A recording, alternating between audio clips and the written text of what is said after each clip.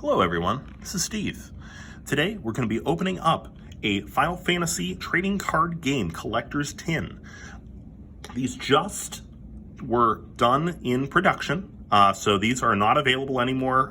They're not being produced anymore, so these are going to start becoming a little bit more rare. These MSRP'd at $35 a piece, and they actually included some really cool promo cards, and they also included 10 booster packs from various opuses. So if you're a Final Fantasy player, this is probably a great video for you. If not, maybe you're interested in learning a little bit about the game in general, and this might be an informative video.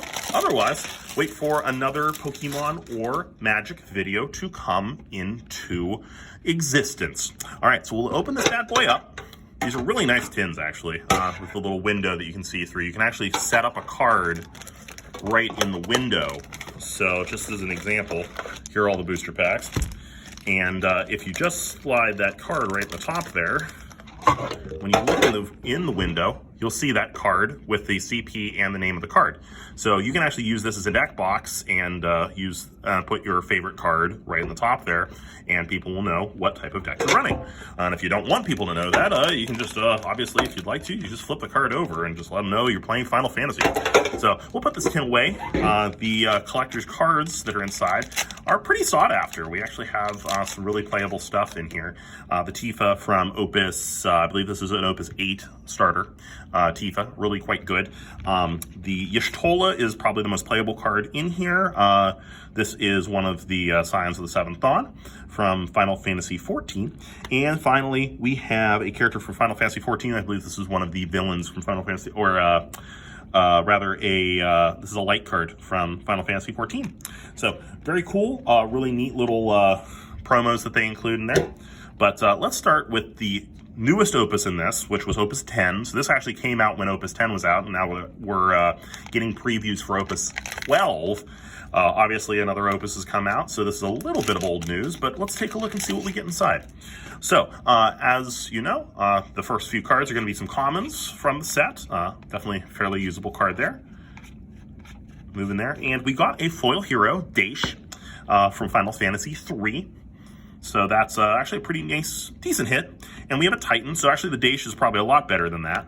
But we'll keep those in a good pile there. Common Lot, we have No and the Judge of Wings. So, not an insane pack, but also not a bad pack when you start off with a foil hero, which is the equivalency of a rare in Magic or Pokemon. So, keep going through here. Evokers, these are pretty common. So this is Opus 1. So these are the most standard cards you're going to see. There are a lot of powerful cards that are still used today.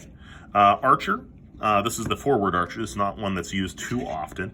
And then Laguna, one of my favorite characters from the Final Fantasy series, in a rare. Rain, definitely quite usable. The rares from this set were pretty darn good. And then finally, Leon from Final Fantasy II is our hero. This is, in the first few sets of Final Fantasy, they put the hero right at the back of the pack, just like they did for Magic with the rare slot. But they did change this over time. So, Zalberg, Evoker, Black Belt, Monk, the Not Good Viking, Dancer, Squire, Wedge. So this is a foil starter. I always like to think of these as about halfway between a hero and a legend, because these are really kind of hard to find. You can only get them foil from booster packs, but you can get these cards obviously right from the starter deck from Opus 1. So now we're looking at a few years now since that's happened. All right. Cecil, Squall, my favorite character in Final Fantasy. And finally, Cloud. So we got the Legend Cloud, which is really kind of cool. Doesn't see tons of play anymore, but this at the time was probably one of your better hits. And this is from the Dissidia art here. Really quite beautiful art, as you can see with the shoulder pad he has there. It's definitely not his standard shoulder pad there. So, last pack of Final Fantasy, Opus 1, Alma for the Knights decks, Aerith. Nice to see her there. Archer. This one definitely was a popular one for the Windex for a little while. Dragoon. Gilgamesh. Gipple. Warrior of Light. Riku. And finally, Golbez. So two legends out of 3 packs so far with that. And we did hit a foil starter. So I'm going to say our luck's been pretty darn good so far. So we're going to go on to Final Fantasy Opus 2 with Squall on the cover there. It's Dissidia art there. And we'll see what we get inside here. So we got a Ranger, Monk, White Mage, Moomba, Ephemeral Phantom, Capricious Thief, Viking, so this is the second Viking, and we have Foil Zemus. This was definitely played for a little while. This is a dark backup hero, so that's pretty sweet. So we're already hitting pretty well. Fran, this is one of the Sky Pirates that actually does see some play in the Sky Pirate deck that's fairly popular right now. Selfie, and Reeve, another card that still sees a little bit of play, and Fusoya. Fusoya was a big card in the mono water decks for a little while, or any real deck that could take advantage of taking the hits for yourself. So being able to take a hit, meaning you could trigger some EX bursts. So we have a Fleeting Flash, Larza, Cyclops, still see some play, Yang, Redis, another Sky Pirate there, Edward, Ninja, and Bergen. So this is a foil rare, so like hitting a foil uncommon. Hashmal. Pain does see some play in the Gullwings deck there because she is a search for the unit and the Riku. Belias, definitely a big, still sees a lot of play there in a lot of the Samurai decks playing. And Rubicante, an Archfiend there. Not the very playable version, unfortunately, but we are in the early opuses, and they didn't quite hit the power level down yet by this point. This was still such a collectible trading card game at the time when it started becoming more of a competitive game. Oh, right. So that's a pretty big hit there. That's a foil Tifa Legend. Doesn't see a ton of play anymore, but again, this was one of those cards that if you had opened this back in Opus 2, this would have been probably one of your money cards.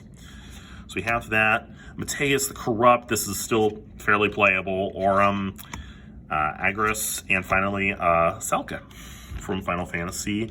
That's going to be from Dirge of the Cerberus, I believe. So we'll open, now this is on to Final Fantasy Opus 3, Sigwards. We have Time Mage, Mystic Knight, Ephemeral Summoner, still see some play. Artemicon, if you like to have a mulligan in your opening hand, it always feels really good to hit Artemicon. Queen, one of the Zero class cadets, Hurley, and Scarmiglion.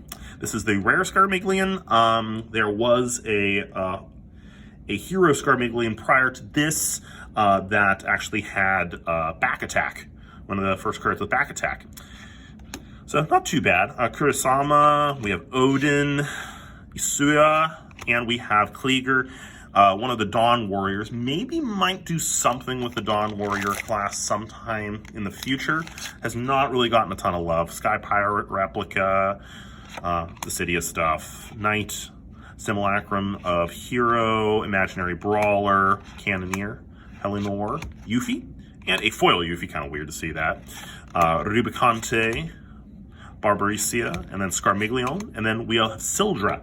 Not a terribly powerful hero there. I've played it a few times in decks, just kind of as a means to have a way to bounce, but now that we have a far better Famfrit, the double Famfrit hero, not very much use in there. But we have a Horrid Antiquity, Bard, Ninja, Geomancer, Kitar, Dragoon, Deep Ground Soldier, the semblance of the Gunslinger. Looks so cool, but terrible. It's not a great card. If you guys like this video, make sure to like, share, and subscribe, or Sephiroth will be very upset with you. Then we have, keep going, Ifrit, and finally we hit our last one is Garland, the hero from Final Fantasy 1. All right, guys. Hope you had a wonderful time watching us open some of this Final Fantasy Collector's Tin. Make sure to like, share, and subscribe. If you didn't like the video, make sure to thumbs down it as well. It's always good to get a little bit of feedback, so please also send us your comments of ways that we can make our videos better. Have a great day. Bye-bye.